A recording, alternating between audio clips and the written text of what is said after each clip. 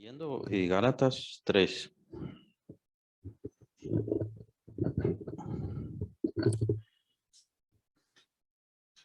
Y estamos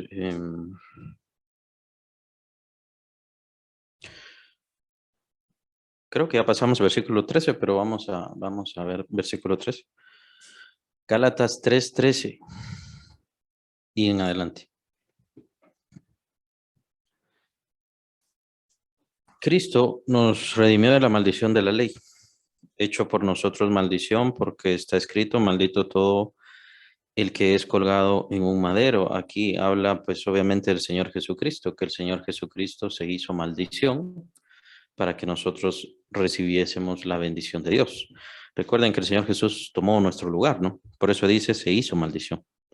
Fue hecho maldición por causa de nosotros, por causa de todo nuestro pecado. Él recibió el castigo que nosotros debíamos recibir, como menciona el capítulo 53 de Isaías. El castigo de nuestra paz fue sobre él y por su llaga fuimos todos nosotros curados. Entonces, él fue hecho maldición en su carne, en esa cruz, pues precisamente para que nosotros recibiésemos la bendición del Señor. Para que en Cristo Jesús la bendición de Abraham alcanzase a los gentiles. Entonces, aquí es donde introduce el tema de la bendición.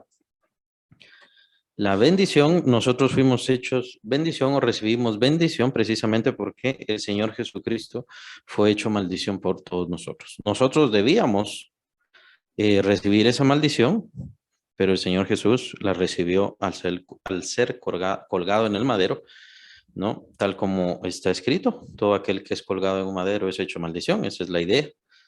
Precisamente dando a entender que el Señor Jesús más adelante era como una especie de profecía. Más adelante el Señor Jesús iba a ser colgado para poder nosotros recibir la bendición y él ser hecho maldición. Le llaman, más o menos entiendo yo, le llaman el principio deuteronómico. El principio deuteronómico es si hacemos lo bueno, es decir, el principio de lo que estaba en Deuteronomio. Si hacemos lo bueno, entonces vamos a recibir bendición. Si hacemos lo malo, entonces vamos a recibir maldición. Entonces, lo vemos que el Señor lo aplica constantemente en el caso de, pues, más que nada Saúl. David no tanto, porque David no recibió maldición, pero sí recibió castigo. Pero Saúl recibió bendición por hacer lo bueno y recibió la maldición por hacer lo malo, precisamente. Entonces, y vemos ese principio una y otra vez, el caso del capítulo 28 de Deuteronomio y el capítulo siguiente, en donde vemos las bendiciones y las maldiciones. Estas bendiciones tenían que ser pronunciadas en el monte Gerizim y las maldiciones tenían que ser pronunciadas en el monte Ebal, precisamente para que fuera un recordatorio para todos los israelitas de que si seguían y si obedecían la ley del Señor, entonces iban a recibir las bendiciones. Pero si fallaban y si quebrantaban esas leyes, entonces recibirían las maldiciones. Entonces, es la misma idea que da Moisés cuando dice, aquí yo pongo dos caminos delante de ustedes, el camino de vida y el camino de muerte. Ustedes deciden cuál tomar. Yo les recomiendo, yo les aconsejo, dice Moisés, que elijan el camino de vida, ¿verdad? Y entonces el camino de vida es el que tiene bendición, el camino de muerte es el que tiene maldición y obviamente es cuando nosotros fallamos al cumplir la voluntad del Señor. Ahí es donde entra la ley de Dios. La ley nos hace conocer, y lo vamos a ver más adelante, nos hace conocer que le hemos fallado a Dios. Y precisamente eso nos le da el camino libre, por así decirlo, a Dios para introducir el Evangelio en nuestras vidas. ¿Qué quiero decir? Que la ley nos sentencia absolutamente a todos. No existe nadie que pueda ser salvo por la ley porque no existe nadie que haya cumplido la ley. Entonces, de acuerdo con la ley de Dios, todos debemos recibir maldición. Pero entonces, como estamos sentenciados por la ley, deberíamos soltarnos de la ley o librarnos de la ley, por así decirlo, precisamente para entender que la única salida y el único rescate que tenemos es el Señor Jesucristo, quien fue el único que cumplió la ley. Y no solamente eso, sino que fue hecho maldición por nosotros. Maldición por nosotros. ¿Y qué quiere decir maldición? Aprovechando que estamos en este tema. ¿Qué quiere decir maldición?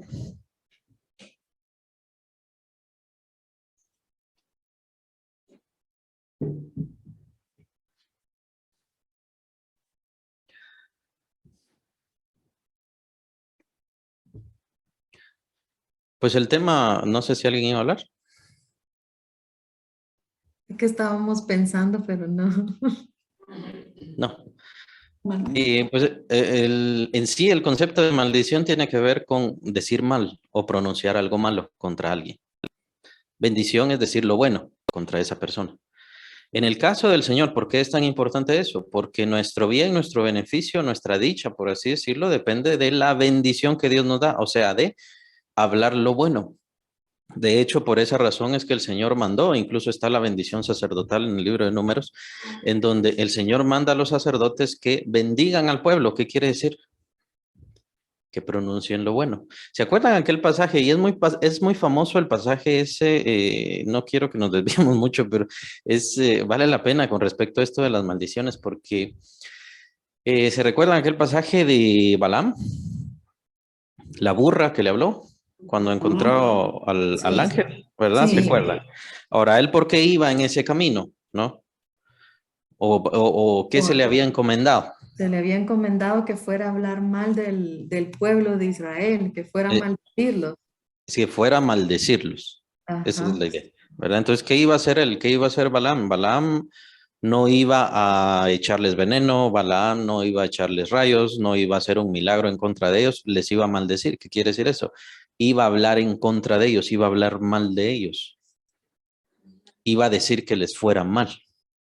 Pero él mismo dice, yo voy a decir lo que Dios me diga que yo diga. Y es entonces cuando está ahí frente al pueblo de Israel y entonces pronuncia lo que Dios le dice, el otro quiere que los maldiga y él pues recibe palabra del Señor y empieza a pronunciar bendiciones sobre el pueblo de Israel. ¿Y cuáles son esas bendiciones? Pues que se va a multiplicar, va a ser grande, va a ser fuerte, va a vencer, etcétera, etcétera. Entonces, las bendiciones son muy importantes.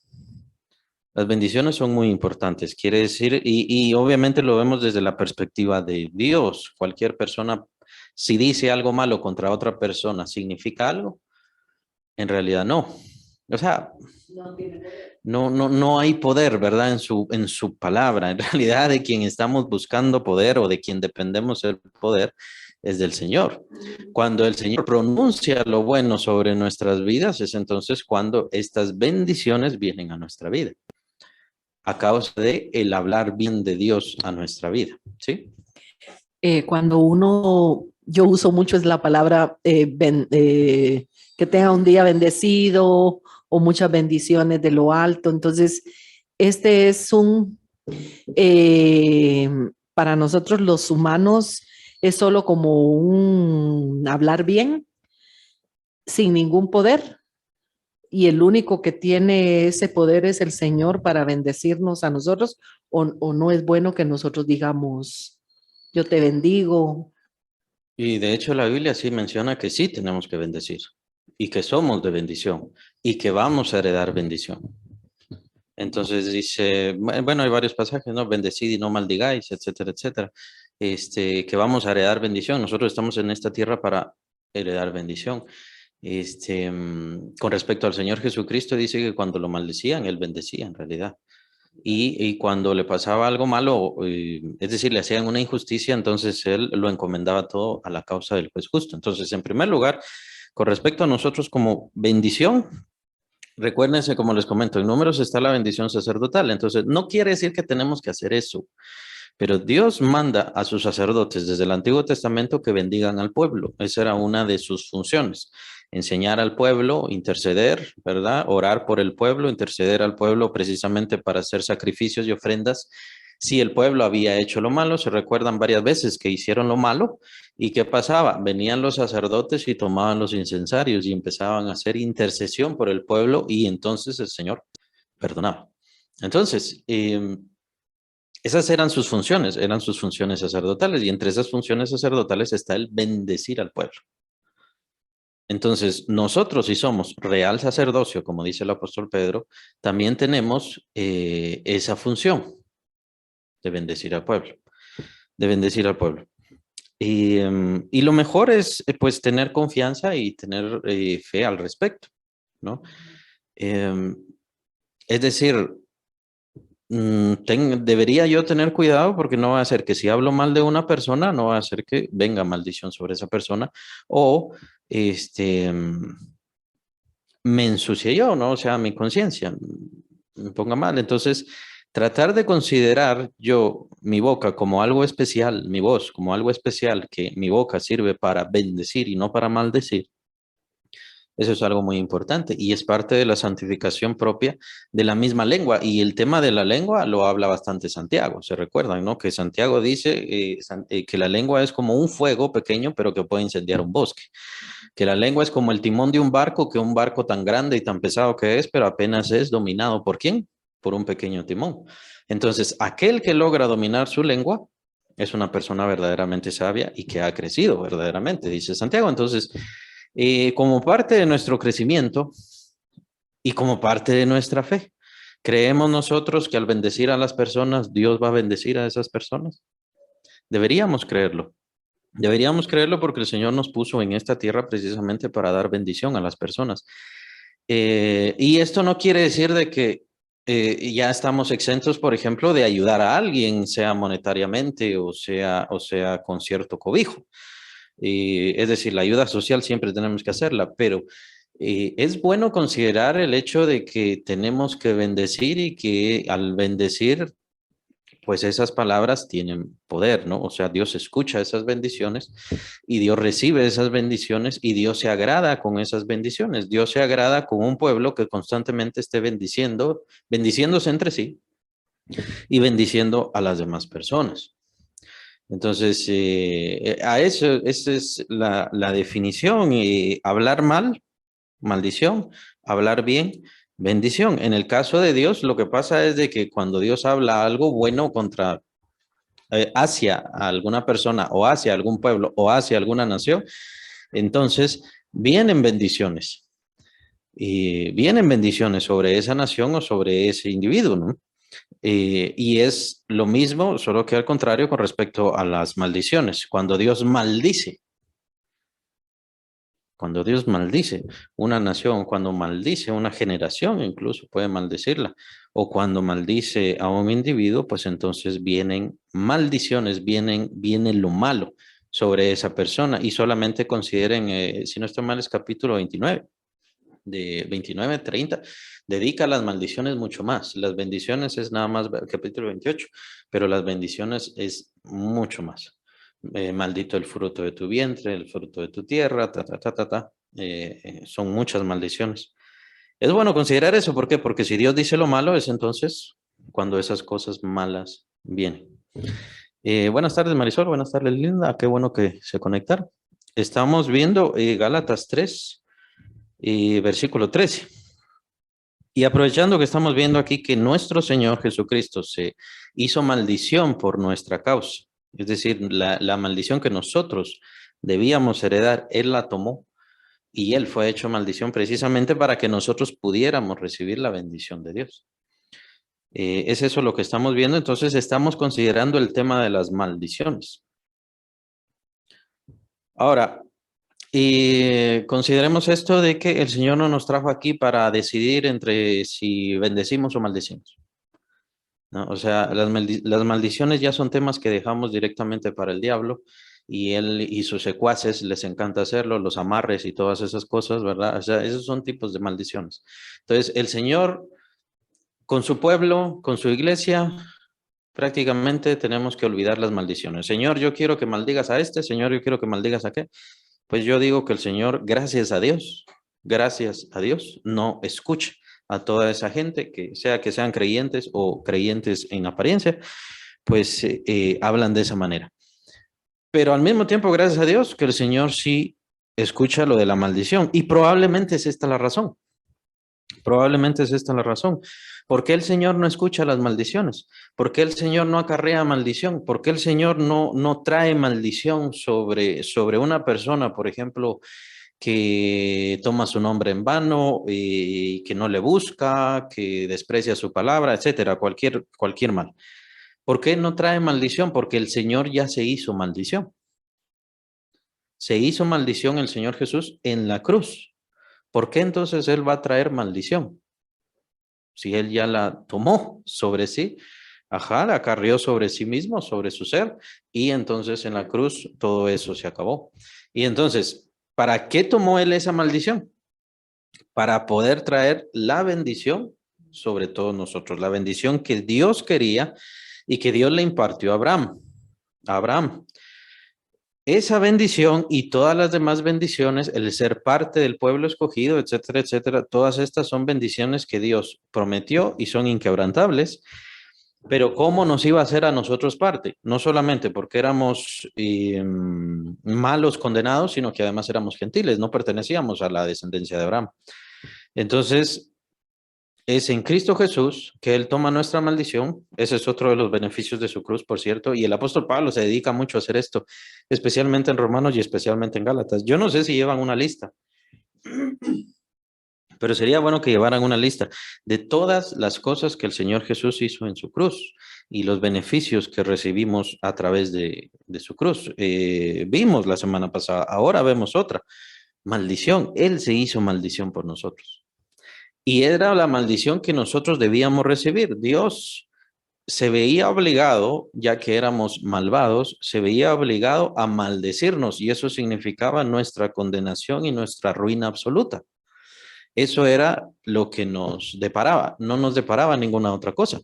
Solamente era la ruina la que nos deparaba y solamente era cuestión de tiempo. Por eso le dice el Señor a Adán, no comas de este fruto, porque el día que de él comieres, de cierto, morirás. En ese momento no murió, pero era cuestión de tiempo nada más. ¿Y qué iba a pasar? La ruina absoluta, separado de Dios, separado de la vida, separado del cuerpo, etcétera. Y todos esos son muerte, todo eso es muerte, ¿verdad? Y por supuesto la muerte del alma en el infierno. Entonces, esa maldición que a nosotros nos pertenecía era nuestra. Dios, sin importar cuánto nos amara, se veía obligado a maldecirnos por causa de nuestra rebelión. El Señor Jesucristo, por eso es que Él libremente fue a la cruz. Y es lo que vemos precisamente en los evangelios con respecto a su juicio, por ejemplo, esa pantomima de juicio que le hicieron de un día, de una noche prácticamente. ¿Se defendió el Señor? ¿Era malo que se defendiera? ¿Era incorrecto que se defendiera? ¿Por qué creen que se defendió el Señor? Ante Pilato, por ejemplo, ¿por qué no se defendió el Señor?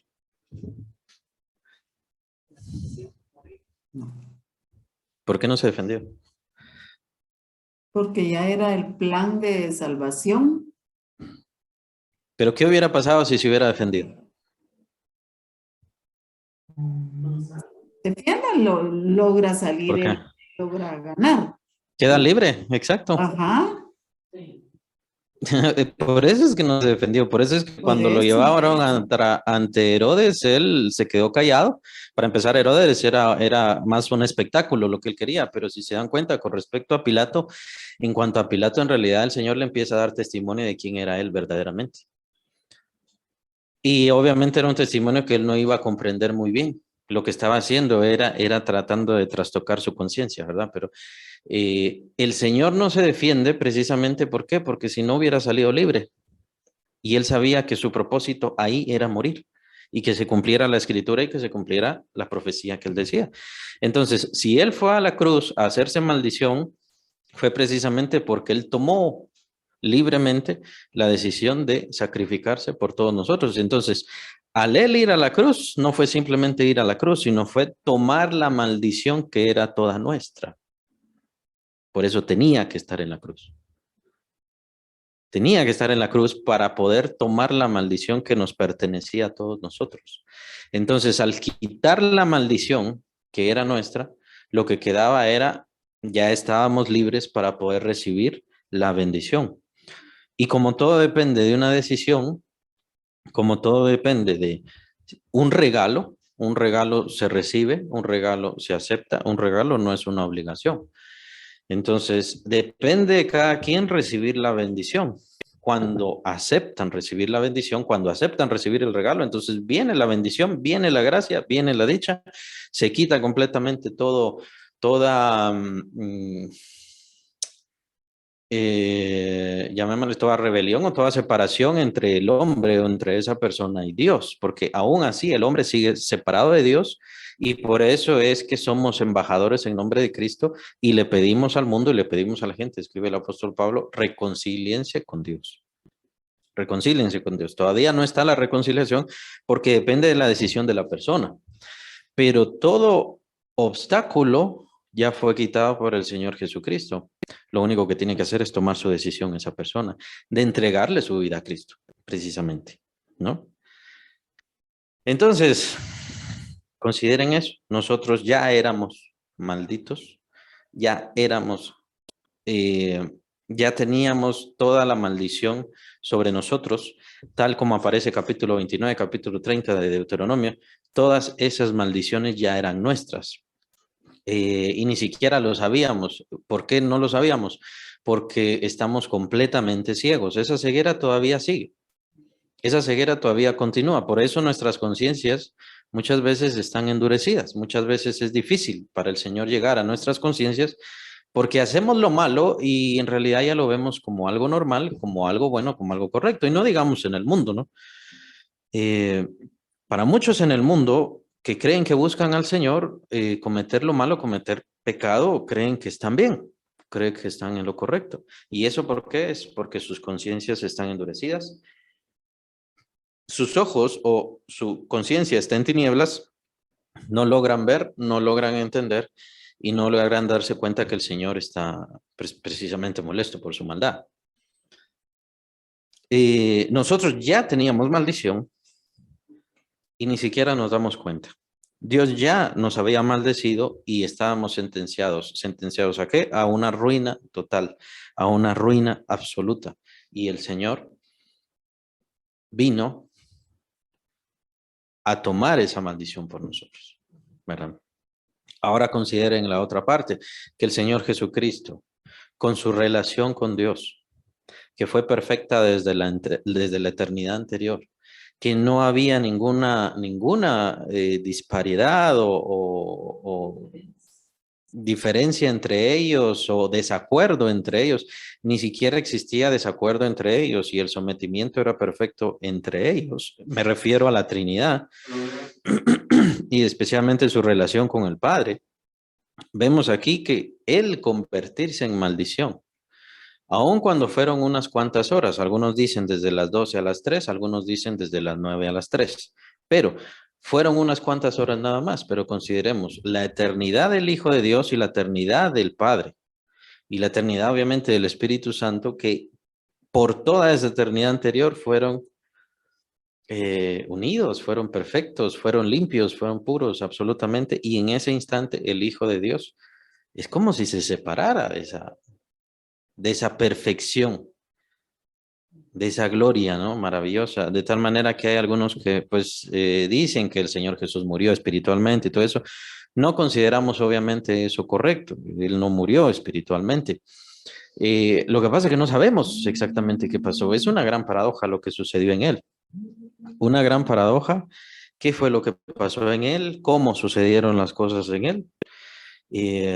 Ha dado pie a muchas herejías y obviamente no nos vamos a ir por ahí, simplemente nos quedamos con las palabras del apóstol. Él dice claramente, Él se hizo maldición por nosotros, fue deseo de Él. Pero al hacer eso, hubo un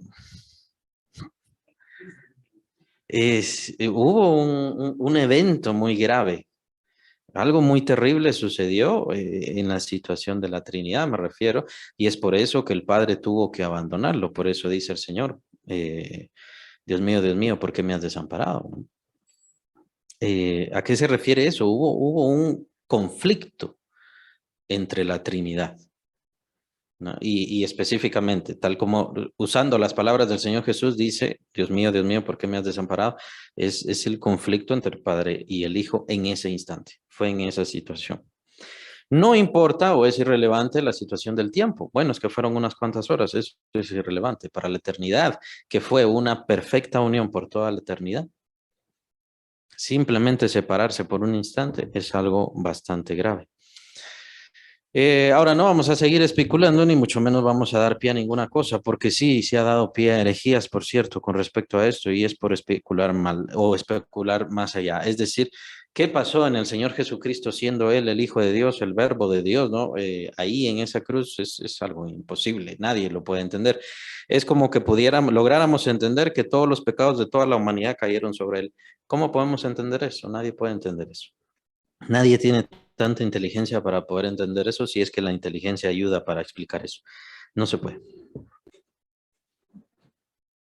Entonces, para que en Cristo Jesús la bendición de Abraham alcanzase a los gentiles a fin de que por la fe recibiésemos la promesa del Espíritu Santo. Entonces, ahora entra la situación de la bendición de Abraham. La bendición de Abraham es la que Dios da en, por cierto, Génesis 12.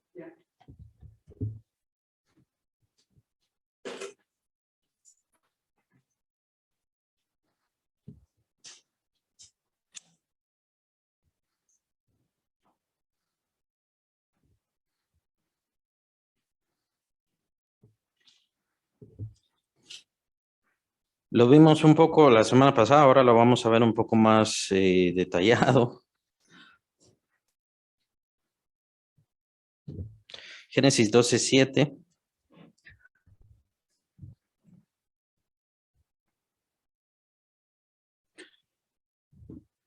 Dice, apareció Jehová a Abraham y le dijo, a tu descendencia daré esta tierra.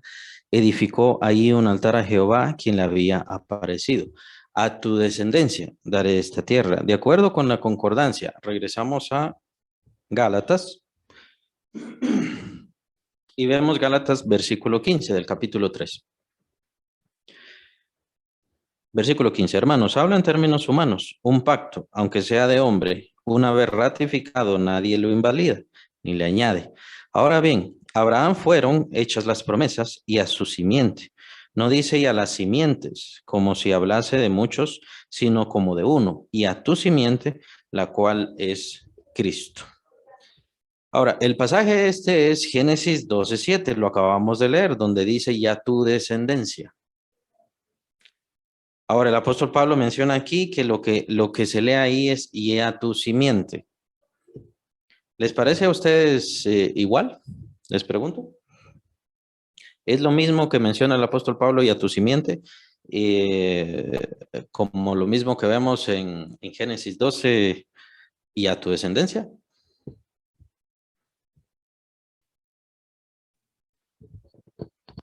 Pareciera que sí es lo Es lo mismo. mismo. ¿Les parece igual?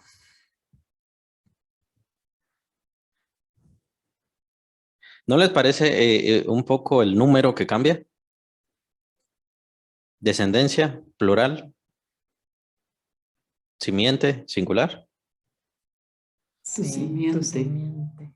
Sí, Explícanos, Pablito. explícanos. Da un poquito ahí de diferencia, ¿verdad? Entonces, este es un ejemplo bien importante. Este es un ejemplo bien importante. Obviamente no se trata de de un error, obviamente, en sí, sino se trata de una explicación del apóstol.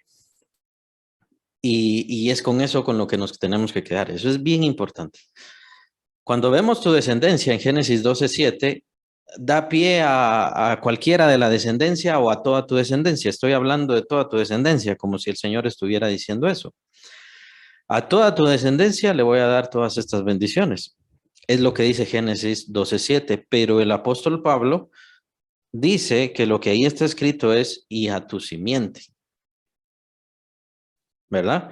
Y entonces a tu simiente, y él todavía aclara, esto se refiere a Cristo. Versículo 16. Fueron hechas las promesas y a su simiente, no dice y a las simientes, o sea, no es a toda la descendencia, como si hablase de muchos, sino como de uno, y a tu simiente, la cual es Cristo. El apóstol Pablo nos aclara ahí. Entonces, ¿con qué explicación nos quedamos? ¿Está hablando el Señor de su descendencia, de Abraham? ¿O está hablando el Señor de a su simiente, la cual se refiere el apóstol Pablo? Bueno, ahí indica que es Cristo. ¿Con cuál nos quedamos? Pues nos quedamos con la más perfecta explicación, que es la que nos da el apóstol Pablo. Recuérdense que el apóstol Pablo es un fariseo, un hebreo de hebreos. Está 2000 años antes, más cerca que nosotros estamos de Abraham. Y por supuesto es un estudioso, perfecto, conocía muy bien el griego, conocía muy bien el hebreo, conocía muy bien el arameo, conocía probablemente cualquier otro y muchos otros idiomas. Así que es una explicación que nos da el apóstol Pablo dándonos el verdadero sentido de lo que está en el pasaje de Génesis 12, que por cierto no es el único pasaje que nos habla sobre eso. Vamos a ver Génesis 3. En Génesis 3 se nos da una promesa acerca del Señor Jesucristo y se nos explica tal como lo explica el apóstol Pablo, solo que en este caso es a Eva. No sé si se acuerdan de esa promesa.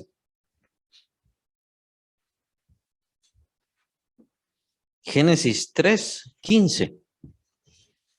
Y de hecho, y es un poco extraño, pero usa precisamente la misma palabra que usa el apóstol Pablo en Gálatas. Génesis 3:15. Y pondré enemistad entre ti y la mujer. ¿Se recuerdan? Esta es la sentencia que da el Señor Jesús. Los pagos. La mujer le iba a multiplicar los dolores de su parto, etcétera, etcétera. Y en el caso de la serpiente, dice el Señor, versículo 15, y pondré enemistad entre ti y la mujer, y entre tu simiente y la simiente suya. Esta te herirá en la cabeza y tú le herirás en el carcañal. Entonces aquí habla de simiente y aquí está hablando en un sentido singular. Habla en un sentido singular. Ahora, ¿qué quiero decir? ¿Esto quiere decir que la parte de Génesis fue mal interpretada? No, porque el problema con el hebreo es que a veces no da la intención si es singular o si es plural. En cambio, en Génesis 12 dice tu descendencia, como si fuera a todos tus descendientes, les voy a dar esto. Pero lo que nos interpreta el apóstol en Gálatas es lo que menciona aquí en Génesis 3, tu simiente. Entonces, para nosotros es bastante fácil. Aquí, Génesis 3:15, ¿de quién está hablando? Y pondré enemistad entre ti y la mujer, y entre tu simiente y la simiente suya. ¿De quién está hablando? ¿Quién es la simiente de la mujer de la cual está hablando aquí? Sus hijos no. No, la simiente de la mujer que va a herir a la serpiente en la cabeza. Ah, De Jesús. Es Jesús, exacto. iba a Sí. destruir al... Es Jesús. Ajá. Exactamente es Jesús, ¿no? Y recuerden que precisamente esta es la razón por la cual el diablo empezó a perseguir a todos los descendientes de la mujer. De hecho, esa es la razón por la cual se entiende que Abel murió. Es decir, el diablo forzó a Caín a que matara a su hermano, porque pensaba, el diablo, desde ahí en adelante, mejor dicho, el diablo empezó a perseguir quién podía ser este que le iba a herir a él en la cabeza. Bueno, yo creí que ya sabían esta profecía o no la conocían muy bien. Les pregunto. ¿Conocían esta profecía? Esta es la primera profecía acerca de la venida del Señor Jesús. Sí, sí la conocí. Sí la conocí. Ah, hay quienes sí, hay quienes no. Esta es la primera profecía que nos da el Señor acerca de la venida del Señor Jesucristo. Y la profecía es que el descendiente de la mujer, o sea, la semilla, está hablando en singular, la semilla de la mujer iba a herir en la cabeza a la serpiente. El único que logró hacer eso obviamente es el Señor Jesucristo. Es quien le quitó el imperio de la muerte y también quien juzgó al diablo. Precisamente él lo menciona en el Evangelio de Juan y otros lugares. El punto es que esta es la primera promesa y esta es la razón por la cual el diablo empezó a perseguir a los descendientes de la mujer, empezando por Abel. Empezando por Abel. El caso de Abraham fue la misma historia, el caso de José fue otra también, el caso de David. ¿Se recuerdan cuántas veces David tuvo que salir huyendo o tuvo que ser librado de la muerte? ¿Se recuerdan cómo lo inspiraba el demonio a Saúl, cómo lo inspiraba y le tiraba lanzas, ¿no? Para matarlo. Precisamente porque el diablo pensaba, ¿será alguno de todos estos quien va a cumplir la promesa? ¿Verdad? ¿Ibas a decir algo? Sí, sería. la primera profecía de la venida de Jesús. Es la primera profecía de la venida de Jesús, exactamente. Y Sí. que de la simiente de la mujer vendría aquel que heriría a la serpiente en la cabeza. Y obviamente a la serpiente se refiere al diablo, no se refiere a una serpiente literalmente, se refiere al diablo.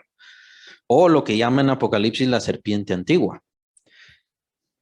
Y esta es la razón por la cual dice el Señor, pondré enemistad entre ti y la mujer. Porque acuérdense que el diablo se puso a hablar con la mujer. El diablo no fue a hablar con Adán. La teología de todo eso es bien, bien importante y muy, muy interesante, la verdad. El diablo se puso a hablar con la mujer, es decir, la serpiente. No se puso a hablar con Adán. Precisamente para hacer caer a la mujer, y sabía que a través de hacer caer a la mujer, ella iba a hacer caer a su esposo, es decir, a Adán. Ese fue el propósito y así fue como se cumplió. Entonces dice el Señor, mejor voy a poner enemistad. Voy a hacer que el diablo odie más a la mujer y la persiga más. La razón de esto es porque le da una promesa. De la descendencia de la mujer vendrá uno que va a herir en la cabeza a la serpiente. ¿Ya? Y esa es la razón por la cual empezó a perseguir. En el caso de Abel es bastante claro, bastante latente, por qué Abel fue muerto si apenas había hecho esa ofrenda. Pues la razón es esta promesa. Dios le había prometido que del descendiente de la mujer vendría, de la simiente de la mujer vendría aquel que iba a herir en la cabeza. Entonces, y obviamente es una profecía ¿hacia quién? Hacia María. María es la mujer que, ¿de dónde vendría aquel que iba a herir que iba a herir al diablo, ¿no? Que iba a herir la cabeza del diablo. Entonces vemos que usa precisamente las mismas palabras porque a veces en la situación de la traducción y en la situación del hebreo, especialmente con el paso de los años, lo que vemos es que puede ser que se confundan los singulares, los plurales, etcétera, etcétera, incluso los tiempos. Entonces, aquí lo que estamos viendo con el apóstol Pablo, versículo 16, regresamos a Gálatas 3:16, lo que estamos viendo es a un maestro, ¿no? A un verdadero maestro de la ley, del hebreo, del griego y de todo lo demás, exponiéndonos el verdadero sentido de ese pasaje.